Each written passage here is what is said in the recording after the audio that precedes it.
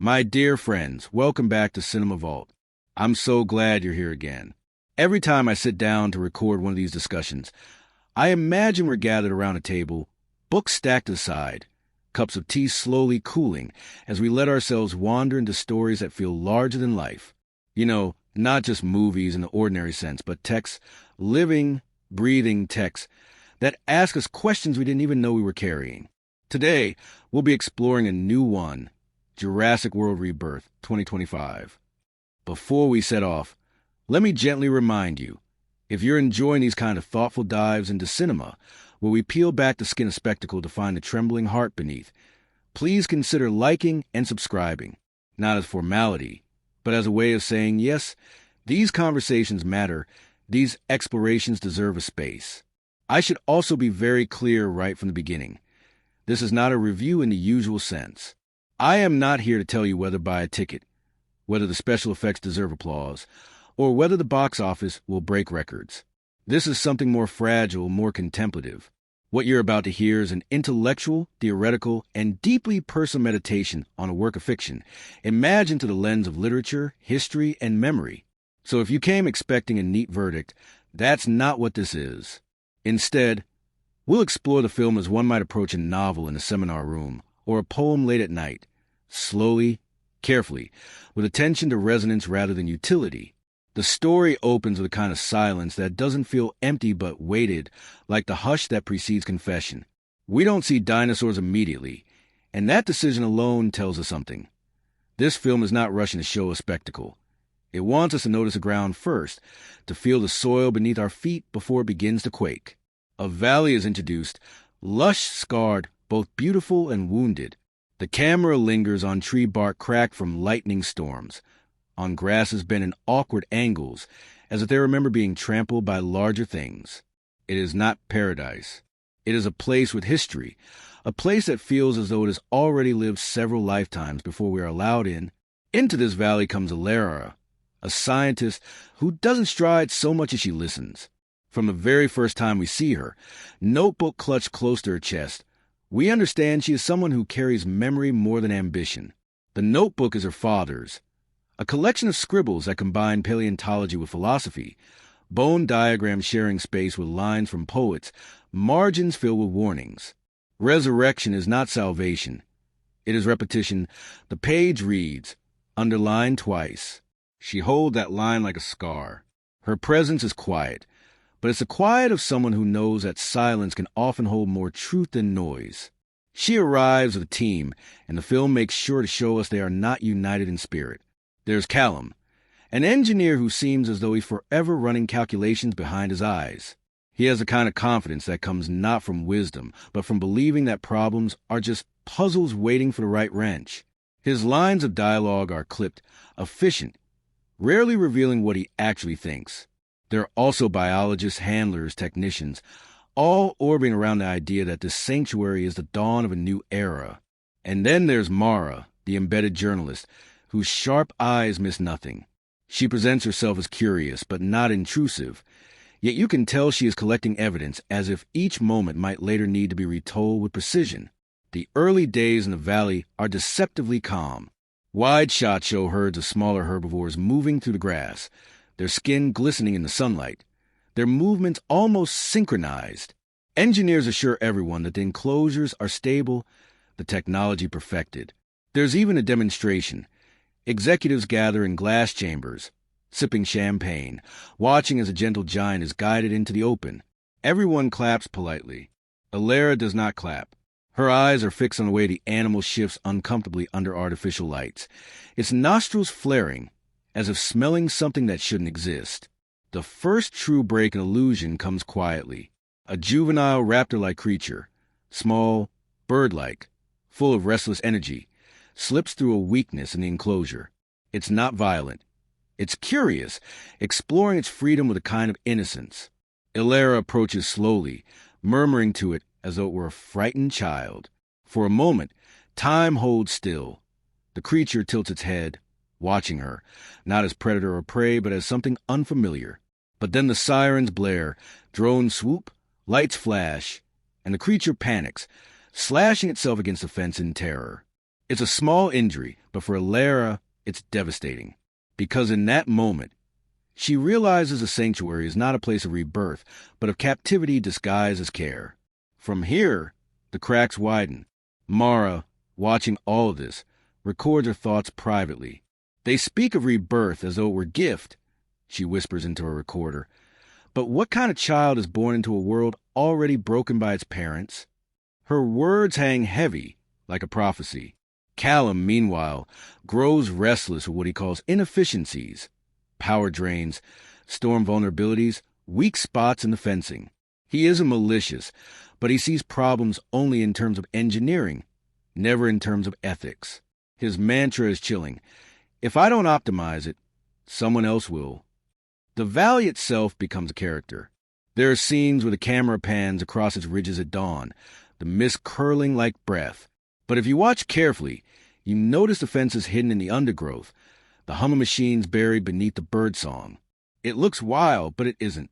It's curated wilderness, and that dissonance gnaws at you the longer you stay.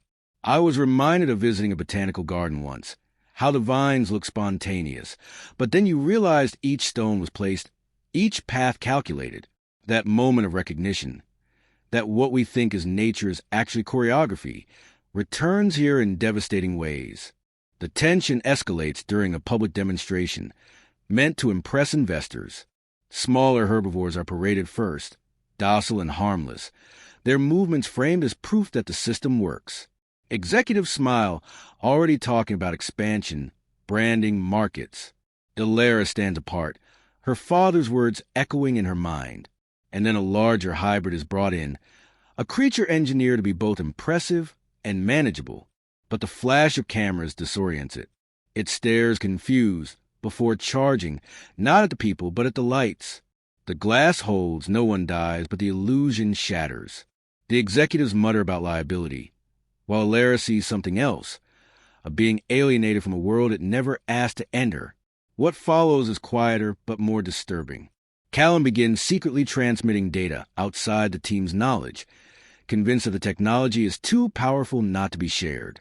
Mara uncovers fragments of corporate documents suggesting that the sanctuary is not about ecological restoration at all. It's a testing ground, a prototype for military and commercial uses of genetic invention.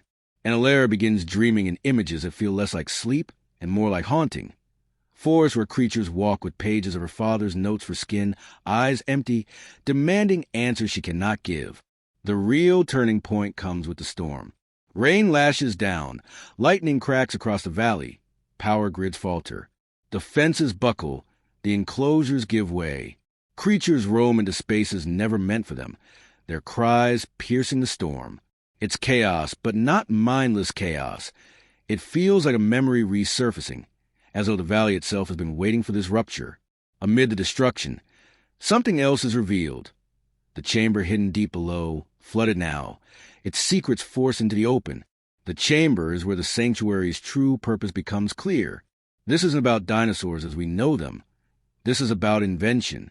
The fragments we glimpse, a claw unlike any fossil, eyes reflecting light in a way too calculated, a shape both familiar and disturbingly wrong, are enough to tell us that humanity has stepped beyond resurrection into creation. And as the storm rages, the chamber begins to breathe.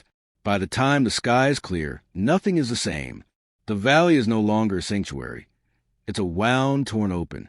The creatures, restless and untamed, no longer confined, wander the soaked terrain with tentative freedom.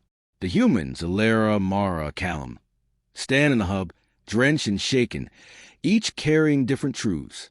Alara holds guilt, Mara holds evidence, Callum holds pragmatism, and somewhere in the shadows, the hybrid breathes, waiting.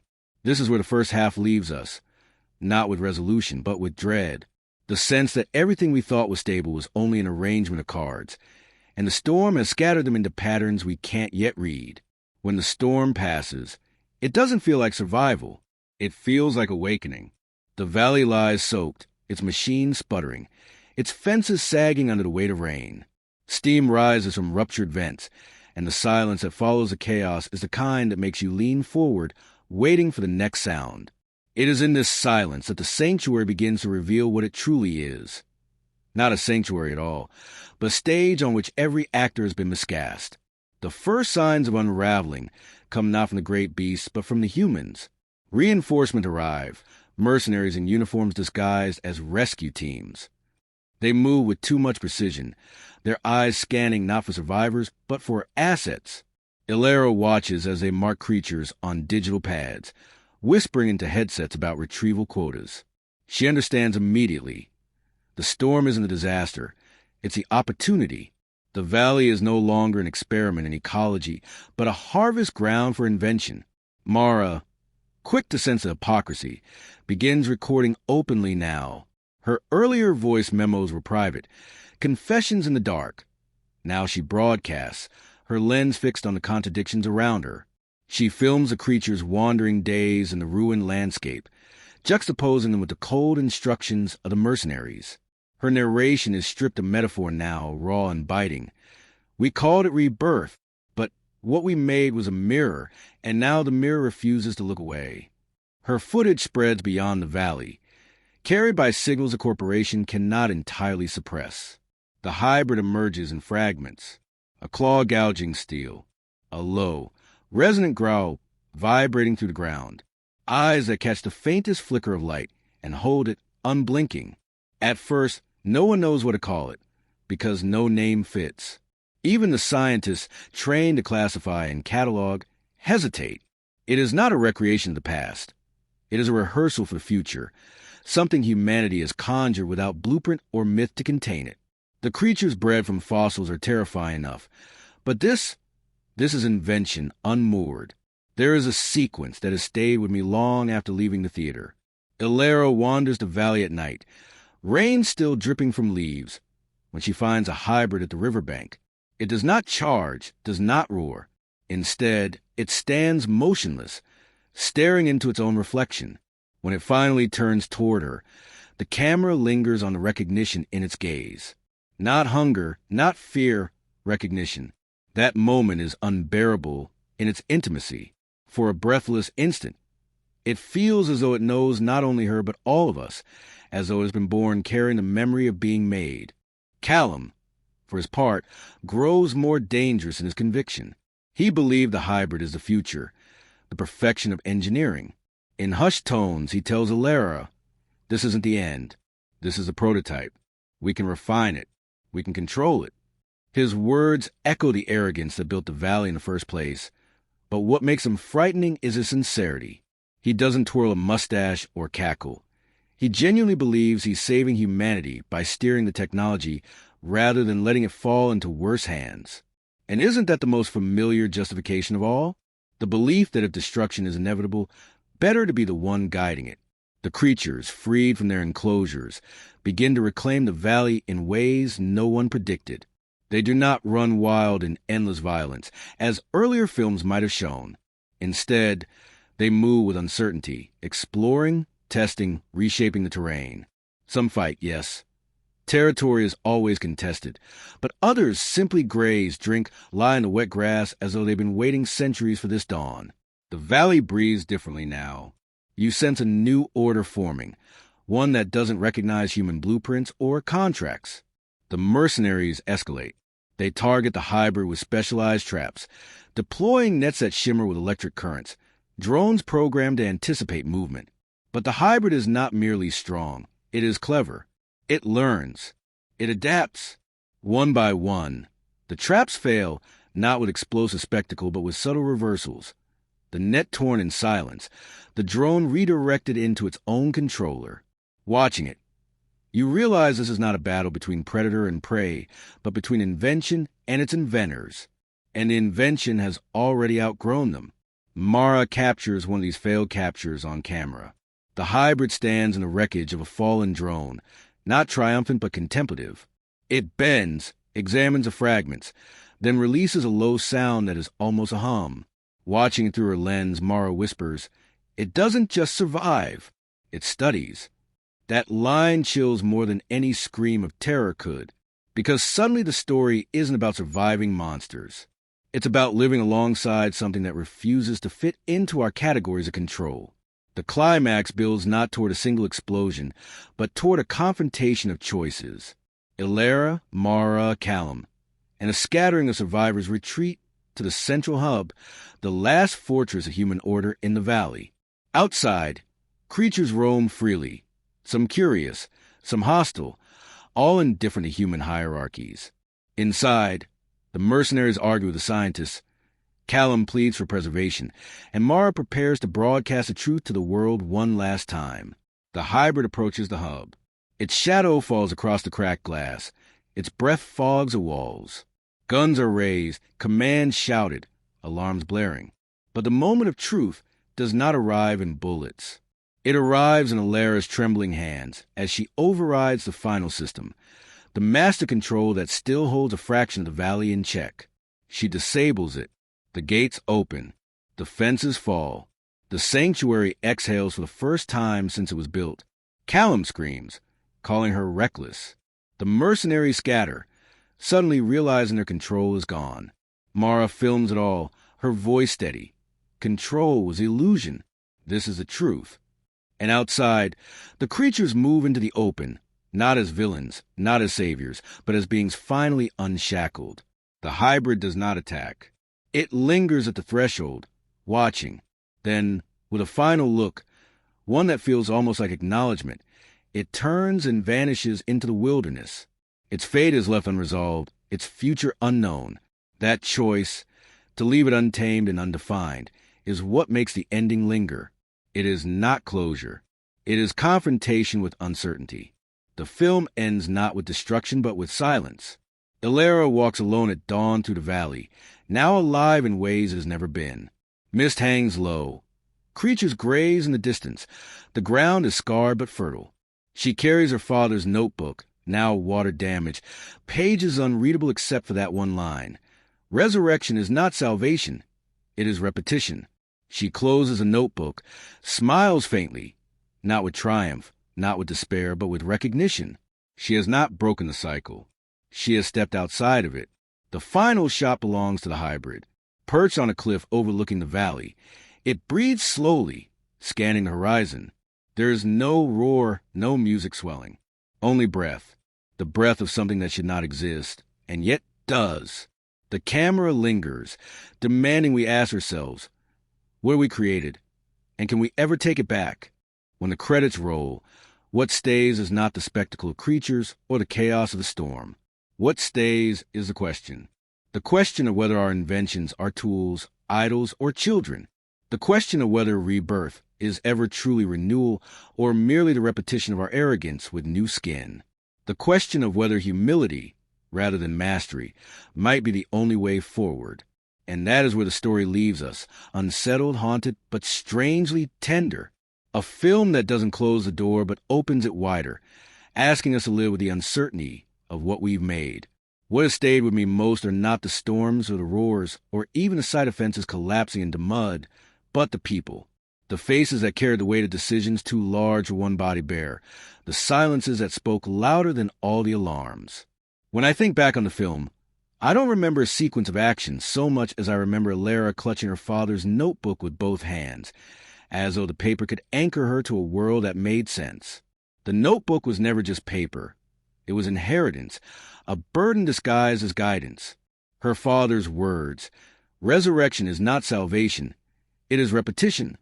Become her refrain, her curse, and eventually her key to freedom. She is not written as a hero in the traditional sense. She is written as a scholar dragged into the wild, a woman who believes too deeply in precision and is forced to learn the value of surrender. Her bravery is not in slaying monsters or defying bullets, but in knowing when to open the gates, when to let go. And in that, she became the most frightening character of all, the one who chooses humility in a story built on hubris. Mara is her mirror, not in opposition but in counterpoint. Where Lara carries silence, Mara wields voice. Her recorder, her lens, her relentless instinct to capture what others prefer hidden. All of this makes her feel, at times, more threatening than the creatures. And yet there is tenderness in her, too. I think of the way she lowered her camera when Alara soothed the juvenile creature, choosing not to turn intimacy into evidence. She knew that truth is not always exposure. Her arc is less about discovery than about responsibility. She begins as an observer, embedded in the story as though protected by her journalistic detachment. But the valley strips her of that illusion. She learns that to witness is to be complicit, and that neutrality is itself a kind of betrayal. By the end, when she films the gates falling and says aloud, "Control was the illusion. This is the truth," she is not just speaking to the world beyond the valley. She is speaking to herself, confessing that she, too, had tried to live in detachment, and that detachment was always a lie. Callum unsettled me most, because he is the one I recognize too easily. Not in his specifics, his gadgets, his hushed calls, his restless calculations, but in his reasoning. His arguments sound familiar. If I don't, someone else will. Better to guide it than let it spiral. His convictions are not snarling villainy, but the polished rhetoric of pragmatism, the kind of speech we hear every day from engineers, executives, and policymakers. He doesn't want chaos. He wants optimization. He doesn't want cruelty. He wants management. And yet, in that management, he justifies every trespass. The film never turns him into a caricature. He doesn't betray with malice. He collaborates with the inevitability he believes in. That is what makes him tragic. He isn't evil, but he is useful to evil. He believes he is protecting the future by taming it. He cannot see that taming is a harm. The hybrid itself is more than character. It is interruption, intrusion, the embodiment of every question the humans refuse to face. Its silence is unbearable. It doesn't perform rage the way we expect. It doesn't hunt on cue. Instead, it looks. The riverbank scene made me shiver not because it was frightening, but because it was intimate. The hybrid staring into its reflection, as though it knew it had been born from error, then turned that gaze on Alara with something almost like recognition. It is a mirror, not a monster. A mirror that cannot be broken, only endured. And by refusing to kill it or contain it in the end, the film denies us the comfort of resolution. It forces us to accept that sometimes the questions we birth into the world will outlive us, unanswerable. The other creatures are not drawn as villains either. The juvenile that sliced itself against the fence was, for me, the truest prologue of the story. Its curiosity, its innocence, destroyed by alarms and lights. It was a reminder that the sanctuary was always a lie.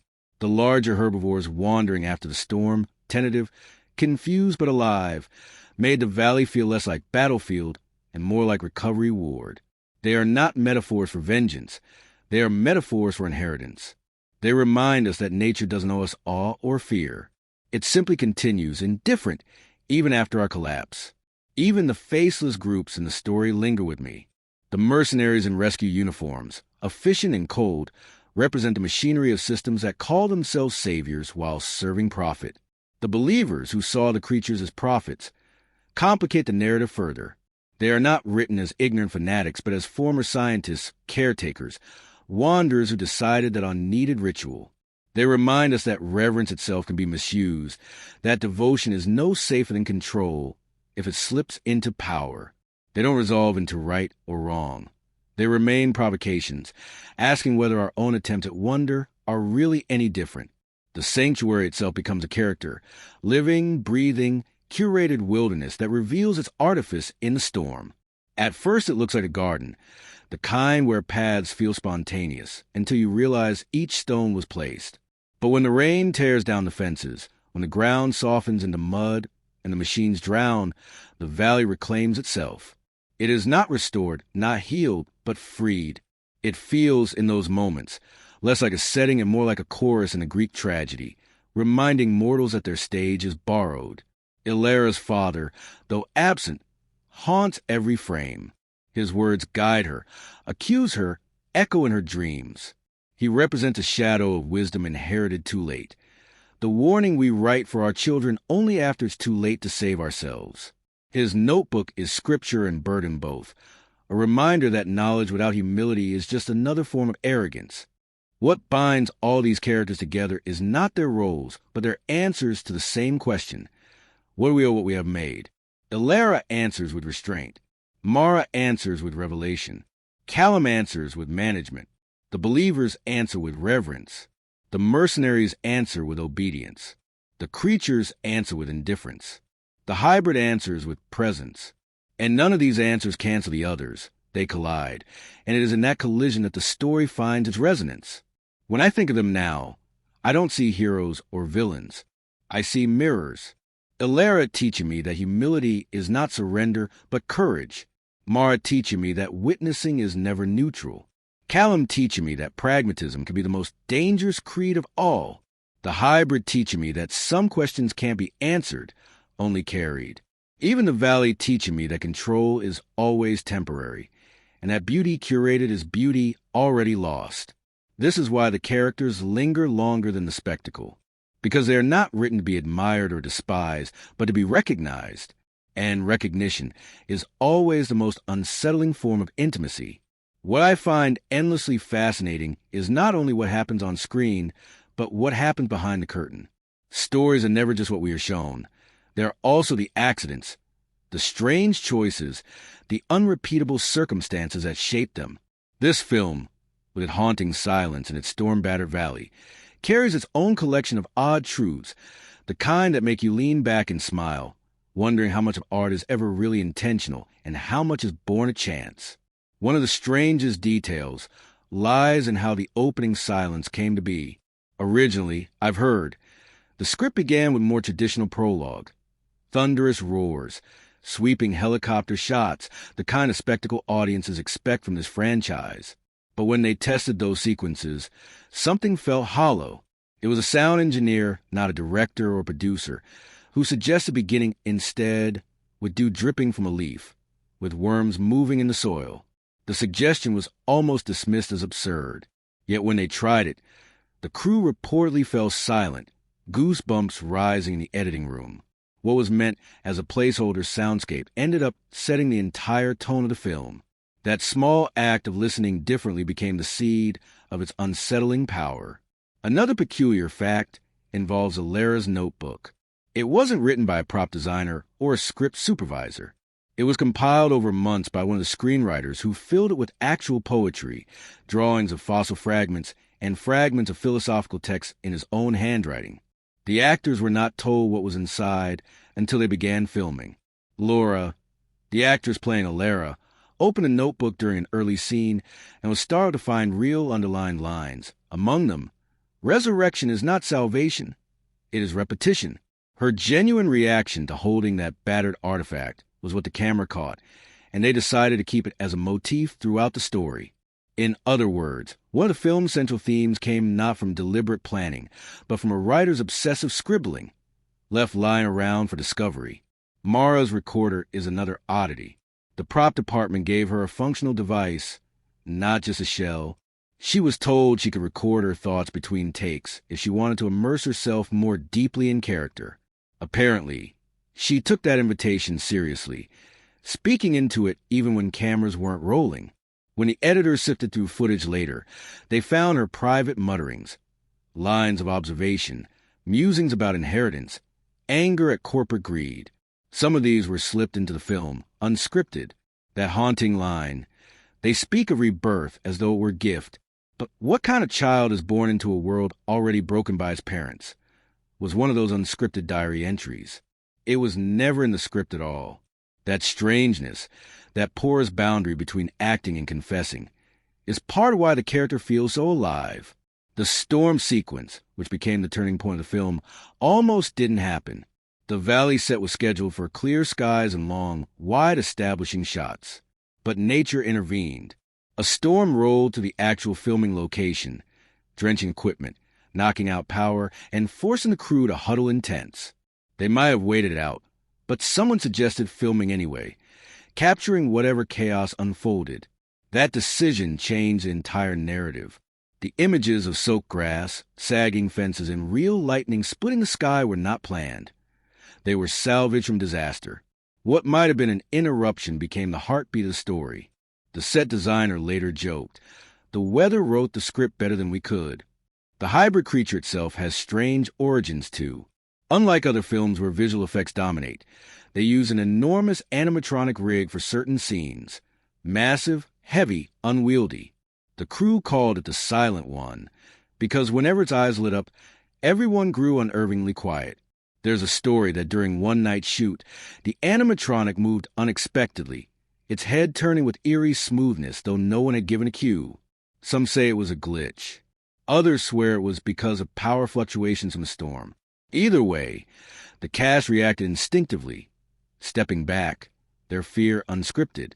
That footage became part of the hybrid's first shadowed appearance. The line between machine and monster blurred, not only for the characters, but for the people making the film. Even the valley itself carries peculiar truths. Much of what looked like an artificial enclosure was filmed in a reclaimed mining site, a landscape already scarred and reshaped by human hands. Instead of building new structures, they used the existing terrain, jagged cliffs, gouged earth, artificial ponds.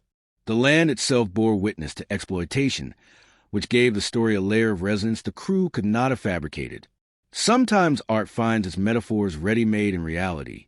Perhaps the most moving oddity is how the final shot came about. The script had called for the hybrid to roar from the cliff, a triumphant spectacle. But on the day they filmed it, the mechanical roar malfunctioned. What they got instead was silence. Just the creature's chest rising and falling, the faint sound of breath picked up by a boom mic. When the director watched the playback, he decided it was better than anything they planned. That breath, accidental and unplanned, became the final note of the entire film. Strange, too, were the rituals that develop among the cast. Before filming each morning, they would gather in a circle, not for rehearsals, but to read aloud fragments from a notebook. Sometimes it was poetry. Sometimes it was philosophy. Sometimes it was simply a doodle they laughed about together. It created a kind of intimacy, a sense that they were not just acting but participating in something larger than themselves. One technician later said, "We didn't feel like we were building a movie. We felt like we were building a memory." There are lighter oddities as well. The juvenile raptor prop, for instance, was notoriously clumsy. Its animatronic squeaked so loudly that during filming the crew had to layer in bird calls to cover the noise. Actors often had to stifle laughter at its unintentional chirps. Yet somehow in editing, those imperfections made the creature feel more alive, more fragile, and that fragility became the heart of its scene. One of the stranger pieces of trivia is that the Believers, the faction that revered the creatures as prophets, were played by extras who had spent weeks camping in the filming area. Their weather clothes, their dirt-streaked faces, weren't costumes. They were the real marks of living in the valley's rough terrain. The director wanted their reverence to feel authentic, so he asked them not to wash off the land. They lived half in character, half in reality, and the film preserved that blur. Another peculiar story involves the mercenaries. During one sequence, when they were meant to advance in military formation, a boom operator tripped over equipment, startling one of the extras. The stumble broke their rhythm, and the group devolved into scattered chaos. Instead of reshooting, the director kept it. That unplanned fracture became symbolic. The very image of control unraveling under pressure. All these strangenesses remind me of something essential, that films, like lives, are shaped as much by accident as by design. The most haunting line was unscripted. The most iconic storm was unplanned. The final image of breath was born of malfunction. What we call intentional art is often a collection of accidents we've chosen not to discard. And isn't that the truest metaphor for film itself? Humanity inventing creatures it thinks it controls, only to discover that accidents and unpredictabilities are the real authors of history. When I remember these facts, I no longer see the film as polished spectacle. I see it as a patchwork quilt of chance, of broken machines, of weather that refused to obey the schedule, of actors who whispered truths when they thought no one was listening. And that makes it feel more alive to me than any CGI monster ever could. What fascinates me about this film is how it invites disagreement. Rarely have I seen a piece of cinema split its audience so sharply. Not in the shallow way of good or bad, but in the deeper sense of what it even is. To some, it is a cautionary fable, a sermon on the arrogance of human invention. To others, it is an elegy, mourning not only the creatures but the humans who bound them. Still others see it as an unfinished parable, a fragment of a larger conversation that refuses to resolve neatly. Each perspective says as much about the viewer as about the film itself. In the days after its release, I found myself wandering through essays, forum debates, even hushed conversations in cafes. And what struck me was a variety of registers people spoke in. Some critics invoked philosophy. Others reached for theology. Some clung to biology and science, while others spoke in metaphor, as though they were interpreting scripture. It made me realize that the film had done something rare. It had collapsed the distance between blockbuster and text, between spectacle and scripture, forcing us to choose our language of response. There were critics who insisted the film was fundamentally about grief. They argued that Alara's journey, her father's notebook, the release of the gates, all of it is less about creation than about loss. We resurrect not because we need, but because we cannot bear absence. The valley becomes, in this reading, a cemetery disguised as laboratory. Every creature a tombstone, every hybrid a haunted memorial. I remember reading one essay that called a hybrid not the future of life, but the future of mourning, a creature made not of DNA but of grief stitched together. That interpretation stays with me, because it reframes the film not as warning, but as lament, a dirge of things we cannot let go. Others saw it as ecological prophecy. They pointed to the storm, the collapse of the sanctuary, the indifference of the creatures afterward. The valley is climate change, one critic wrote bluntly. The story becomes allegory. Our engineered ecosystems failing under pressure, our illusions of control shattered by forces too large to contain. In this view, the hybrid is not invention but consequence, the unpredictable offspring of our meddling, neither enemy nor ally, simply a reality we must live with. I don't think that perspective is wrong. In fact, I think the power of the story lies precisely in its openness to such allegories. There were those who despised it, too, not because it was poorly made, but because it refused to give closure. I overheard someone at a screening complain, "I waited 2.5 hours for a roar that never came." That made me smile because I understood the franchise has trained us to expect spectacle, the final climactic howl of dominance. But this story withheld it. The hybrid's final breath, quiet and unresolved, left many unsettled. To some, that was brilliance. To others, betrayal. And I think that split reveals how accustomed we are to tidy endings, to monsters either conquered or enthroned. Silence feels like insult in a culture trained for crescendo. Academics, as always, found more layers still. A professor I know argued that the hybrid embodies a posthuman, creatures that refuse to remain tools or metaphors, beings that exist in a space beyond human categories. In his lecture, he compared the film to Mary Shelley's Frankenstein, not in its horror but in its unfinished questions. Just as Shelley refused to let her creature be reduced to villain or victim, so too does this film refuse to let the hybrid be either savior or destroyer. It is something else, something we have no language for yet, and that lack of language is precisely the point. Then there were the believers, those who watched not as analysts but as disciples.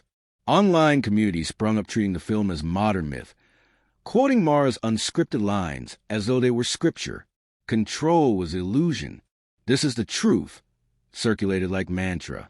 Some even staged small gatherings, reading passages from a father's notebook aloud, treating them as meditations.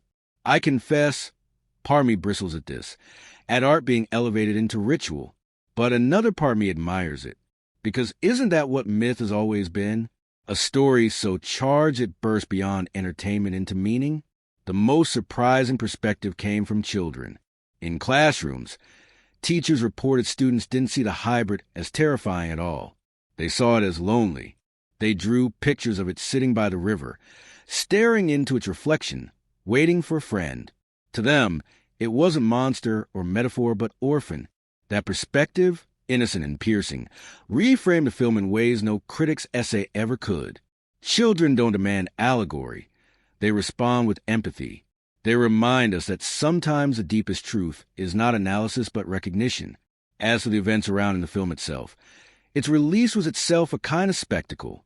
Premieres where audiences fell silent instead of cheering, as though uncertain how to respond. Social media divided not into camps of good and bad, but into endless spirals of interpretation. The studio executives, I heard, were uneasy at first, worried that withholding spectacle would alienate audiences. But what happened was stranger. People kept returning, not because they were entertained, but because they were haunted. It became less a blockbuster and more a recurring dream people couldn't shake. At one late-night screening I attended, the theater stayed full long after credits. No one moved. We sat together, strangers in the dark, breathing quietly as though we were still in the valley, waiting for the hybrid to emerge again. It was not applause or excitement. It was reverence. I cannot recall another time when a film produced such a hush, such collective stillness. That silence was itself an event. There were controversies, of course.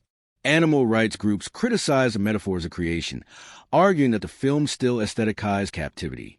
Religious groups debated whether the film undermined or affirmed ideas of creation. Scientists bristled at the liberties taken with genetics. Politicians even used the film as metaphor in speeches, some warning against unchecked technological innovation, others using it to argue for stronger corporate oversight. It spilled far beyond cinema into culture, into politics, into philosophy, and perhaps that, more than anything, is the truest event of all, when art refuses to stay in its lane. I've always believed that films are not just stories, but conversations across time. This one proves it.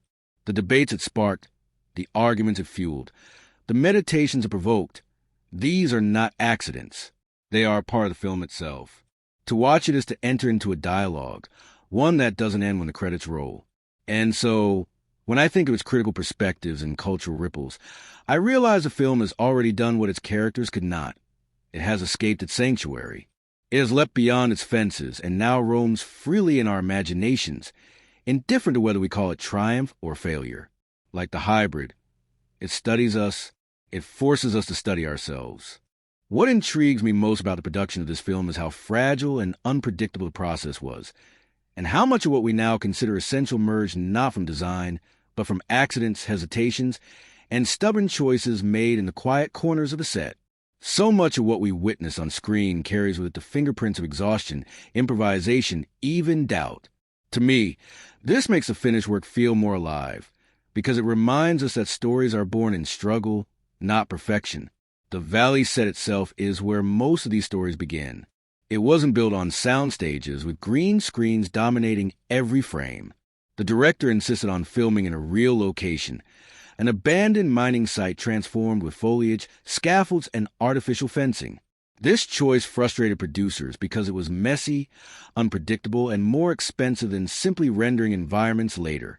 But the director wanted dirt under the actors' nails, mud clinging to boots, rain that felt cold and invasive. He wanted a place that fought back against the story rather than accommodating it. I read that in the first week alone, trucks sank into mud, power generators failed, and equipment had to be hauled out by cranes. Yet, in that chaos, the atmosphere of the valley was born. The storm sequence is a perfect example. No one planned for the real storm that tore through the location, soaking props and short-circuiting animatronics. Some crew members wanted to shut everything down, but the director half out of desperation, half out of stubborn vision, decided to keep rolling. He told the actors, "Don't pretend you're surviving. Just survive." And that's exactly what they did. The fear in their eyes wasn't acted. It was a dread of losing expensive equipment, of being stranded in flooding terrain, of working in conditions that no insurance policy would ever approve. The storm was not staged. It was endured. And because of that, it feels real in a way cinema rarely does. The hybrid's design was another battlefield. At first, the studio demanded a creature more immediately marketable, sleeker, flashier, with traits that would look good on posters and toys. The concept art was terrifying but hollow, designed more for merchandise than for myth. The director rejected this, pushing for something unsettling rather than glamorous. What emerged was a compromise, a mix of animatronics and CGI that blurred the line between machine and animal. The animatronic, massive and unwieldy, malfunctioned constantly. There are reports of its head swiveling when it shouldn't, of its eyes flickering, of hydraulics groaning like a living thing in pain. At first, the crew cursed these glitches, but the director saw something else. He saw imperfection that made the creature real. Some of the most haunting moments, the flicker of its gaze, the eerie pause before it moves, are accidents captured because the machine was breaking down. The monster is unforgettable precisely because it was never under full control, just like the story itself. Illyria's notebook, as I mentioned earlier, was not a prop in the usual sense. It became almost talismanic on set. The writer who compiled it poured his own sleepless nights into its pages, poems, sketches, half-baked theories. When the actors discovered its contents, they began treating it as real inheritance.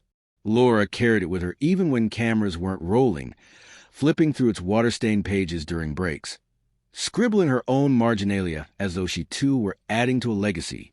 What began as a simple object turned into a living document. It guided her performance in ways no script could. When we see her clutching it with trembling hands, it's not acting. It's genuine attachment to something that had become real through ritual use. Mara's recorder was a similar case. Because it was functional, she used it compulsively, recording her thoughts between takes. The sound team, sifting through hundreds of hours of audio, discovered confessions, reflections, even moments of frustration that were never meant for film. Some of these recordings were later dubbed into her narration, and the director defended this decision fiercely, saying, "Truth was leaking from her without us asking. Why would we silence it? It blurs the boundary between character and actress, between performance and personal witness." In a sense, Mara exists in the film because the actress refused to stop speaking, even when she thought no one was listening. The believer scenes also tell a fascinating story. Instead of dressing extras in costumes and choreographing reverence, the director had them live for weeks in makeshift camps on the set. They cooked over fires, walked barefoot through mud, sang around the ruins of fences. Their weathered faces, their quiet awe when the animatronics moved, were not performed but lived. When the camera pans over them kneeling before the creatures, what you see are people genuinely exhausted, sunburned, and moved by the strangeness of their environment. Their devotion was half real. That authenticity seeps into the film, giving the faction a gravity no script direction could ever supply. Not everything went smoothly. The mercenary sequences nearly collapsed when one of the lead actors broke his ankle during a rehearsal. Instead of replacing him, the director rewrote sequences to account for his limp, incorporating his slower movements into the story. That stumble we see, that moment of chaos when formation breaks, it wasn't choreography. It was improvisation built around injury. What should have been an inconvenience turned into a symbol of control fracturing under pressure. The post-production process also carries its own oddities. The sound design team struggled for months to find the hybrid's voice. Every attempt, roars, screeches, growls, felt too familiar, too much like echoes of earlier creatures. The breakthrough came accidentally when one of the editors left a microphone running near a faulty generator. The hum, distorted and slowed, became the foundation for the hybrid's unsettling hum. That sound, more vibration than voice, made the creature feel intelligent rather than purely animal. A mistake with equipment became the heartbeat of terror. The ending itself, the hybrid silent breath, was, as I mentioned, a malfunction. But what fascinates me is the argument it caused in the editing room. Studio executives begged for the roar to be added digitally. They wanted the franchise signature, the crowd-pleasing note of dominance. The director refused, insisting that silence was more powerful. At one point, he reportedly walked out of a meeting saying, "If you want the roar, hire another director." That standoff nearly killed the film. In the end, he won, and I think that single victory preserved the soul of the story. What makes all this remarkable to me is that the production itself mirrored the narrative. Just as the sanctuary collapsed, so too did the illusion of cinematic control. Just as the characters endured storms, so too did the crew. Just as the hybrid defied containment, so too did the animatronic creature, breaking down, startling at handlers. The blurring of fiction and reality is not symbolic. It's literal. The film is haunted by its own making, shaped by weather, accidents, stubbornness, and human exhaustion.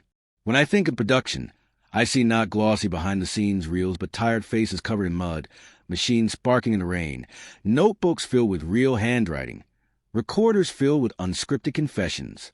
I see a crew that wanted control, but found meaning instead in chaos. And perhaps it is the strangest reduction insight of all, that the film's philosophy, its meditation on control, creation, and humility, was not only told but lived. The people who made it endured the very collapse they were depicting. They didn't just build the valley. They survived it. I can't think about this film without thinking about the ones that came before. That is the nature of franchises. Every new installment is not just a story on its own, but a conversation with its ancestors.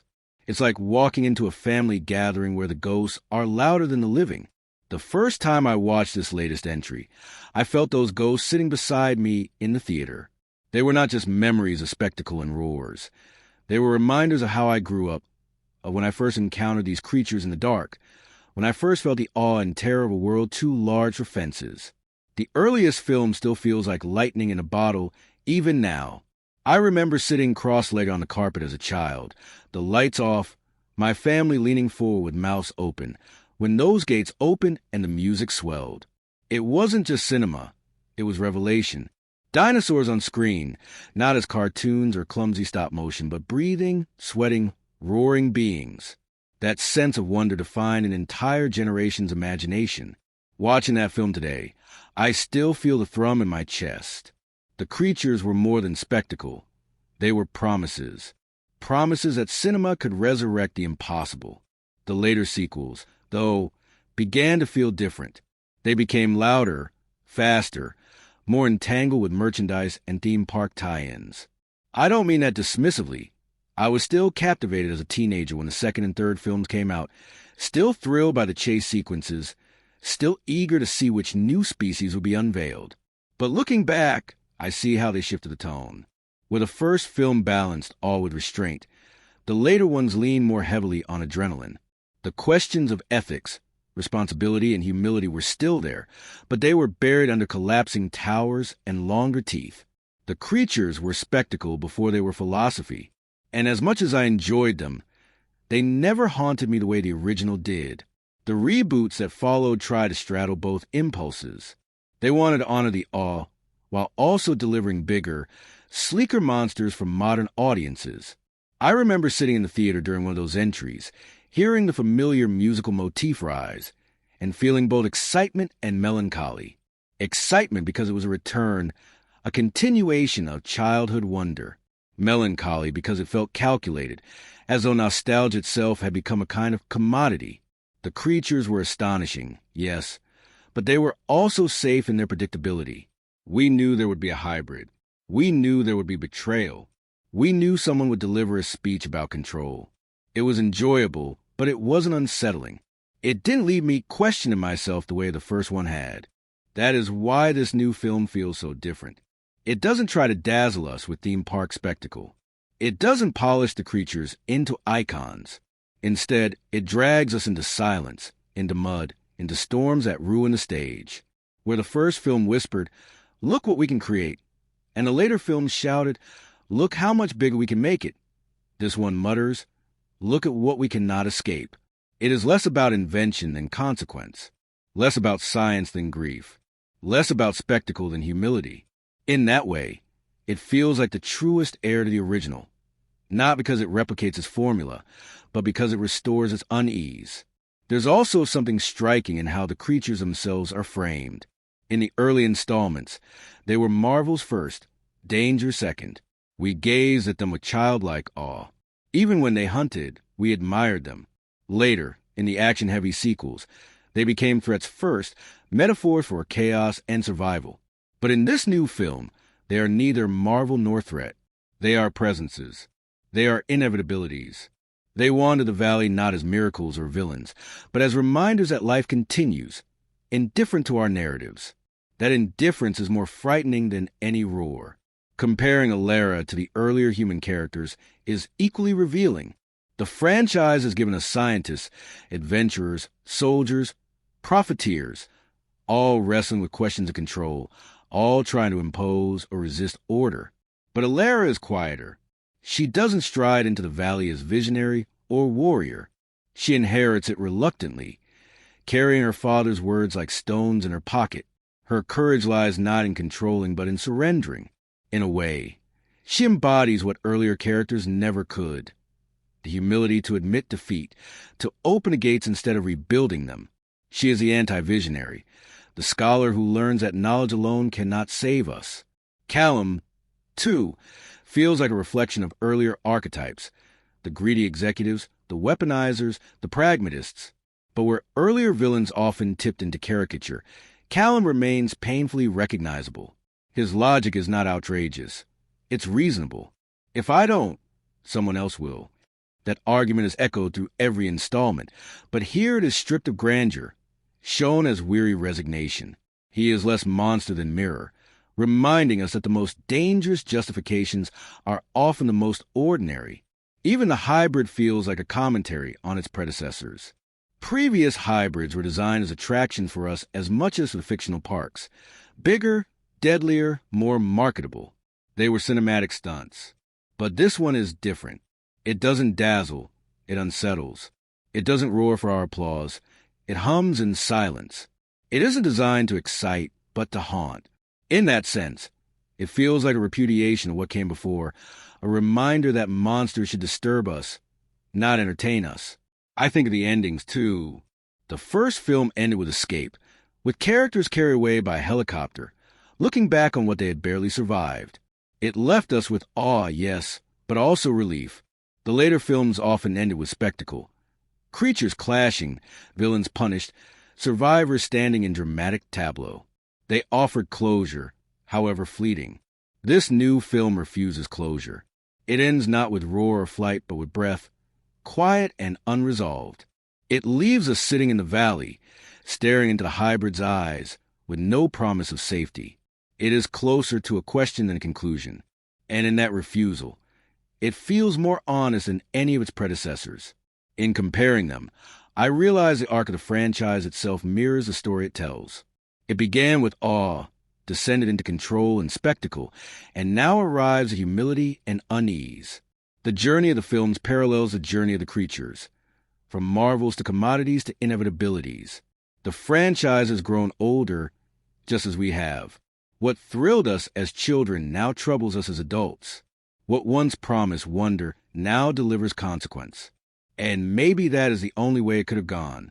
Maybe a story about resurrection must eventually reckon with mortality. When I think back on my own history with these films, I realize how much of my life is mapped onto them. The first one came when I was a child, full of wonder. The sequels accompanied my adolescence, full of thrill-seeking and spectacle. The reboots coincided with my adulthood, where nostalgia mingled with skepticism. And this latest one arrives in middle age, when I have begun to think less about invention and more about consequence, less about control and more about humility. In a way, the films have aged with me, reflecting back to questions I was ready or unwilling to face at each stage of life. So when I compare this installment with the ones that came before, I don't see a simple hierarchy of better or worse. I see a dialogue across decades, a conversation between awe, spectacle, nostalgia, and consequence. The earliest film asked me to believe. The sequels asked me to thrill. The reboots asked me to remember. And this one asks me to let go. Each stage has its place. Each reflects not just the evolution of a franchise, but the evolution of the audience it carried with it. And perhaps that is the truest comparison of all. The earlier films invited us to marvel at what humans could create. This one invites us to reckon with what we cannot undo. It turns a franchise's oldest refrain, life finds a way, into something heavier, something mournful. Not life as miracle, but life as weight. Not life as triumph, but life as consequence. When I sit with these comparisons, I no longer feel frustrated by the unevenness of the franchise. I feel grateful, because without the spectacle of the sequels, we would not appreciate the restraint of this one. Without the nostalgia of the reboots, we would not understand the necessity of humility here. Without the original awe, we would not feel the grief of this aftermath. Each chapter is incomplete on its own. Together, they form not just a series of films, but a record of our own shifting relationship with wonder, fear, and responsibility. When I think about legacy, I don't think of box office numbers or awards lists. I think of the residue a story leaves behind, the quiet ways it alters our thinking, the images that return uninvited when theater lights are long since dimmed. And with this film, the residue is everywhere. It lingers in conversations I overhear, in the metaphors people reach for when describing their own lives, in the way silence itself feels different after having seen it. Legacy is a strange thing for a franchise like this, because it is already heavy with inheritance. The earliest film didn't just change cinema, it changed how we imagine the possible. It redefined spectacle, redefined wonder. Every sequel since then has had to live under that shadow, measured not only against its own merits, but against a cultural revolution. So when this latest entry arrived, the question wasn't only what would add to the story, but what would add to history. Could it speak with its own voice while still bearing the weight of a name that had become myth? The answer, I think, is yes, but in an unexpected way. Its legacy isn't about spectacle or technology or even franchise continuity. Its legacy is about silence, humility, and unease. It leaves us with images that resist applause. A hybrid staring into water, a notebook soaked with rain, gates collapsing not in fire but in exhaustion. Those are not images designed for posters or merchandise. They are images designed to haunt. And haunting, I believe, is a deeper form of legacy than delight. I've spoken with people who admitted they didn't like the film, yet found themselves dreaming about it weeks later. They couldn't stop replaying certain scenes in their minds, even as they insisted they were dissatisfied. That contradiction is, to me, a mark of impact. Not every story needs to please us in the moment. Some stories need to unsettle us into remembering. This film does exactly that. It's less a meal than a seed. It grows slowly, quietly, until you realize it has taken root in the way you think about control, about creation, about grief. Culturally, its impact has been broad and peculiar. Teachers have used it in classrooms, not to talk about dinosaurs or special effects, but to talk about ethics, environmental responsibility, and grief. I read about one philosophy seminar where the final essay prompt was, "What do we owe what we create?" A question lifted directly from the film's heartbeat. I've seen climate activists reference its storm sequences in speeches, not as spectacle but as allegory for collapse. Even in religious settings, fragments of dialogue have been quoted, sometimes as caution, sometimes as parable, that reach into so many registers, academic, political, spiritual, suggests an impact deeper than entertainment. The personal impact is no less important. I can't shake Alara's trembling decision to open the gates. It has changed the way I think about surrender, about knowing when to let go. I've carried that image with me in my own life, in moments where I've had to admit that control is not strength but illusion. That is legacy, too. Not just what the world does with a story, but what a single viewer does with it, how it reshapes private moments of choice. The hybrid silence is another legacy. We live in a culture addicted to noise, to climaxes, to the assurance of endings. By refusing to give us a final roar, by breathing quietly instead, the film teaches us to sit with uncertainty.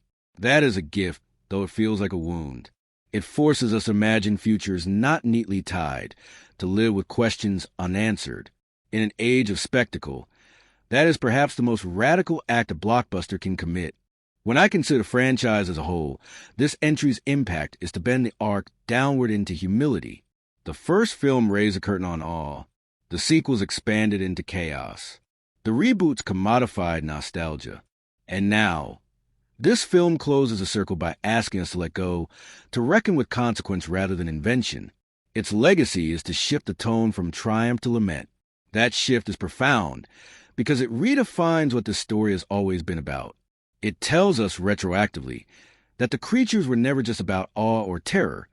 They were always about mortality, about the limits of human ambition. This film finally says aloud what the earlier ones only whispered. And in saying it, it gives the franchise a kind of closure, not narrative closure, but philosophical closure. It doesn't end the story so much as deepen it, planting the idea that the true inheritance of these films is not spectacle but humility. That is a legacy I can respect. I imagine future filmmakers will wrestle with this installment. It is not the kind of film that easily spawns sequels or spin-offs. Its silence resists continuation, and yet that resistance is itself a challenge. Perhaps future directors will try to reclaim spectacle. Perhaps they will try to return to awe. But this film will remain in the background, whispering, "Remember consequence. Remember silence." That tension will shape every attempt to revisit the franchise. Its legacy will not be erased, only argued with. Among fans, the impact has been divisive but passionate. Some feel betrayed, others feel liberated. That split is part of its endurance. Films that please everyone often fade quickly. Films that split audiences linger, because the argument itself keeps them alive. I have no doubt that 20 years from now, people will still be debating whether this installment was masterpiece or misstep. That debate is legacy, too. For me, the impact is deeply personal. I no longer watch the earlier films with the same eyes. I can't marvel at the gates opening without remembering the gates collapsing. I can't thrill at the roar without hearing the silence that followed. This installment has retroactively altered my memory of the franchise, making every earlier moment feel heavier, more complicated. That is one of the rarest legacies a film can achieve. Not just to change the present, but to change the past. And beyond cinema, I carry its questions into my daily life. What do I owe what I created? When is letting go wiser than holding on? How do I live with the inevitabilities I cannot undo? These are not questions confined to laboratories or valleys. They are questions for all of us, about relationships, about choices, about the futures we are building even now. The fact that a story about creatures can provoke those reflections is, to me, the highest testament to its impact. In the end, legacy and impact are not about applause or criticism. They are about memory, about resonance. This film will be remembered not as the loudest of the franchise, but as the quietest.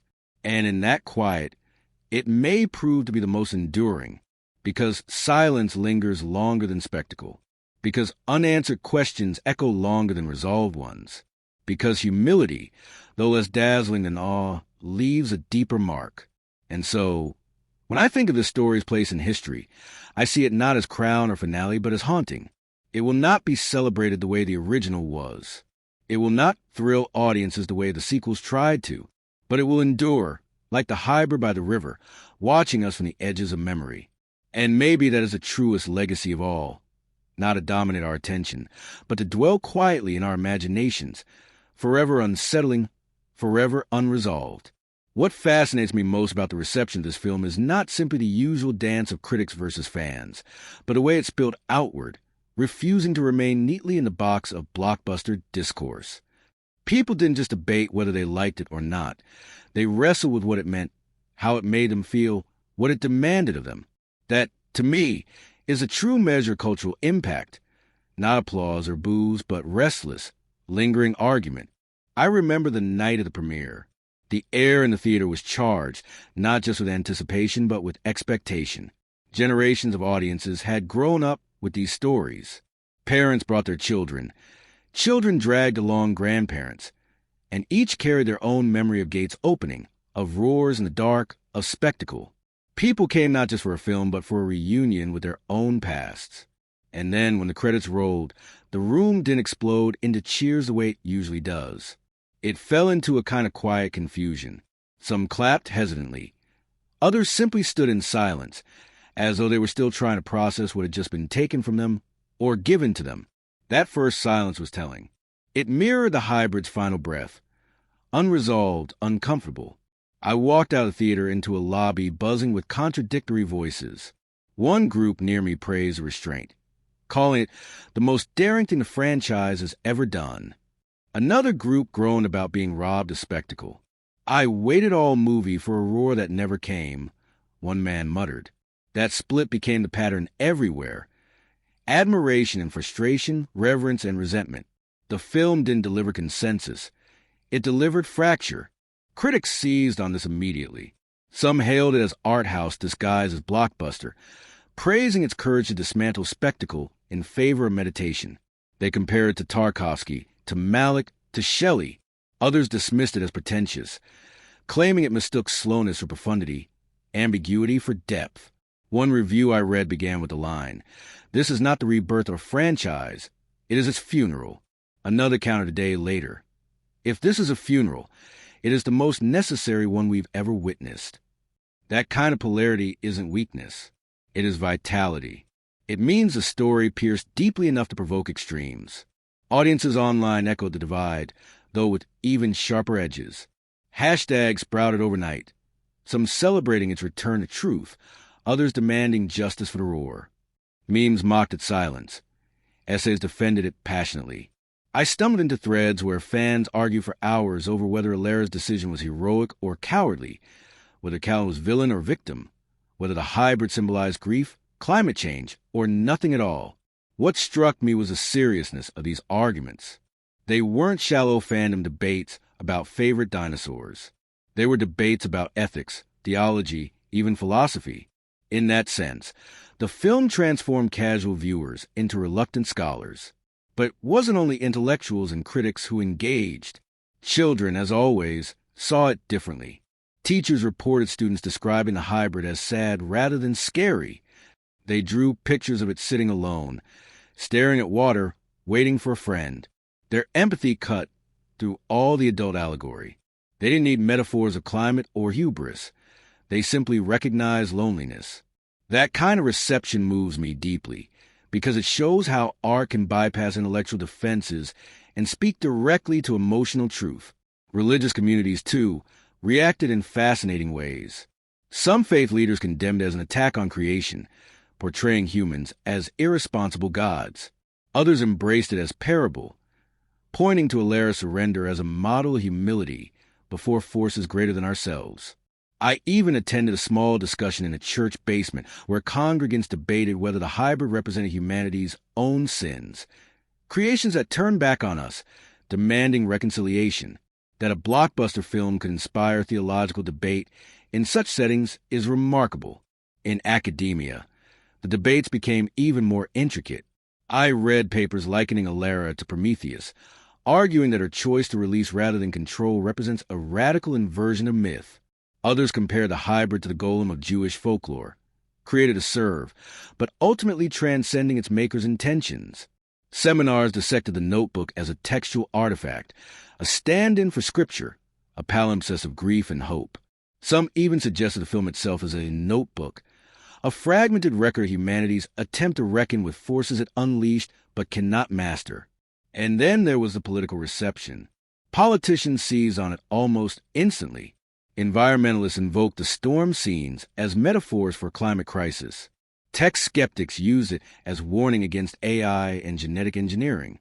A senator, in a particularly surreal moment, quoted Mara's line, "Control was the illusion. This is a truth," during a debate about data privacy. That appropriation may feel opportunistic, but it also demonstrates how porous the story became, how easily it slipped into language far outside cinema. Among casual fans, though, the emotional response dominated. Many felt betrayed by the lack of spectacle, especially those who came expecting continuity with the adrenaline of earlier installments. They wanted escape, not confrontation. But others embraced the shift, praising its maturity, its willingness to challenge rather than comfort. That split often ran along generational lines. Older fans, who had grown up with the original, seemed more open to its melancholy, while younger viewers craved the post-pounding action they'd been promised. Yet even that generalization has exceptions, because the truth is, the film didn't divide neatly. It fractured along personal lines of expectation, philosophy, and temperament. I remember sitting with a friend after our second viewing. He was furious. "It's cowardice," he said. "They had the chance to make something grand, something unforgettable, and instead they gave us silence. That's not courage, it's retreat." I disagreed, seeing the silence as the bravest choice possible. We argued late into the night, neither of us convincing the other. But what matters is that we cared enough to argue. The film had created that urgency. And even in disagreement, we found ourselves drawn closer to each other, bound by the same haunting images. That, too, is cultural impact, not consensus, but connection through conflict. I think often about the audience's physical reactions. During one screening, when Alara opened the gates, a man 2 rows ahead of me whispered audibly, "Don't do it." In another, when the hybrid lay silent by the water, a woman near me wept quietly. In yet another, the crowd sat restless, shifting, sighing, waiting for spectacle that never came. The film provoked not just thoughts but bodies. It made people fidget, whisper, weep, or sit in stunned quiet. Those embodied responses are as much part of its reception as any essay or review. What fascinates me most, though, is how quickly the film seeped into everyday language. I've heard people describe personal struggles by referencing it. "It's like opening the gates," someone said when talking about any relationship. "It's like the hybrid," another said about a project that had grown beyond their control. The film gave us metaphors that migrated into ordinary speech, into how we narrate our lives. That, to me, is the deepest kind of cultural debate, not one staged in op-eds, but one lived in kitchens and offices, in the words we borrow when our own fail us. The debate continues, and I suspect it always will. Some will insist it killed the franchise, smothered spectacle beneath pretension. Others will insist it saved it, restoring its soul by stripping away its gloss. Neither side will win, because the film resists resolution. Its silence begets endless echo, and in that endlessness lies its power. For me, the reception is not about who is right or wrong. It's about the richness of the conversation it sparked. A film that pleases everyone often dies quickly, fading into forgettable consensus. A film that divides, unsettles, provokes. That film lives on, because the debate itself becomes its afterlife. This story has already entered that afterlife. And in the years to come, I suspect we'll still be arguing, still quoting, still haunted. That is audience reception. That is cultural debate. Not a verdict, but a haunting. Not resolution, but resonance. Not applause, but echo. When I look back at everything we've explored, the awe, the grief, the silence, the debates, I realize that this film has become more than a cinematic experience for me. It has become a mirror, a prism through which I see not just stories but myself. And that's the kind of art I treasure most. Not the kind that entertains and then vanishes, but the kind that lingers, unsettles, reshapes the quiet corners of my thinking. I remember walking home after my very first viewing. The streets were wet from rain, the city lamps reflecting in puddles like small, trembling stars. I expected to be buzzing with excitement the way I had been after earlier installments. Adrenaline, spectacle, that jittery afterglow of action. But instead I felt a strange heaviness, like I had carried something home with me. The silence of the hybrid echoed in my chest. Alara's decision to let go replayed in my mind like a question directed at me. By the time I reached my door, I knew I had seen something that would not let me go easily. Over the weeks that followed, I found myself revisiting old journals, leafing through pages I had written years ago during moments of uncertainty. And I realized that much of what I'd scrawled back then, about control, about creation, about knowing when to surrender, were the same questions this film had wrestled with. It felt uncanny, almost as if it had been waiting for me, answering in images the questions I had left behind in words. That resonance was deeply personal, a reminder that stories find us when we need them most. I think often about the creatures, not as monsters or marvels, but as metaphors for inevitability. They remind me of the parts of life we cannot engineer away, grief, loss, change, mortality. We can build fences, write formulas, design illusions of safety, but sooner or later, the gates collapse. Sooner or later, life stares back at us, uncontainable. That truth unsettles me, but it also humbles me. It teaches me that control is not the same as wisdom, that letting go could be an act of courage rather than defeat. In that sense, this film has become a companion to me, a kind of quiet teacher. It whispers in moments of frustration, remember Alara. It reminds me in moments of fear, remember the silence by the river. It grounds me when I am tempted to chase spectacle instead of substance. That's not to say I've mastered its lessons. Far from it. But the fact that I hear its voice at all tells me it has entered my life in a way no blockbuster usually does. I also think about how the franchise has accompanied me through time. The earliest film met me as a child, filling me with awe. The sequels entertained me in adolescence, when thrills were enough. The reboots mirror my adult nostalgia, offering comfort in familiar shapes. And now, this one meets me in a different season of life, asking harder questions, refusing to comfort. In a way, it has grown old with me, shedding illusions as I have. And perhaps that's why this installment resonates so strongly. It reflects not just the story of its characters, but the story of its viewers aging alongside it. Some people will always dismiss it. They will call it too slow, too bleak, too unwilling to deliver the roar they were promised. I understand that frustration. Not every story is meant for everyone. But for those of us who lingered in its silence, who felt the weight of its unanswered questions, it offered something rare, honesty. It didn't lie to us with false triumphs. It didn't soothe us with easy closure. It told us the truth, that we cannot undo what has been done, that humility is the only path left, that silence sometimes speaks louder than spectacle. That kind of honesty can feel harsh, but it is also a gift. When I think of legacy, I think of echoes. And I know that years from now, I will still hear this film in the background of my thoughts, not in the form of roars or explosions, but in quieter ways, in the sound of rain against windows, in the weight of choices that demand surrender, in the tremor of realizing that life is larger than us. Those echoes will guide me, even when I am not consciously thinking of them. And perhaps that is the truest form of conclusion, not to tie everything neatly, but to leave us change in ways we only realize later. So where does that leave me as both critic and viewer? It leaves me grateful. Grateful for a story that dared to unsettle. Grateful for images that haunt instead of flatter. Grateful for a silence that echoes more loudly than applause. It leaves me aware that art at its best is not about satisfaction, but about transformation. And it leaves me eager to keep this conversation alive. With you, with others, with myself. Because the story is not over just because the credits rolled. Its life continues in our debates, our metaphors, our dreams. And so, as I bring this reflection to a close, I feel less like I've written conclusion, and more like I've opened another gate. A gate not to creatures or spectacle, but to questions. Questions about control, about humility, about the inevitabilities we all face. I don't know the answers. I doubt I ever will. But I am grateful to have been asked. And I am grateful to share that questioning with you, here, in this quiet space we've made together. If you've stayed with me through this long journey, thank you, not just for listening, but for caring enough to explore, to think, to feel alongside me. That's what Cinema Vault has always been about. Not reviews, not verdicts, but companionship in the act of wondering.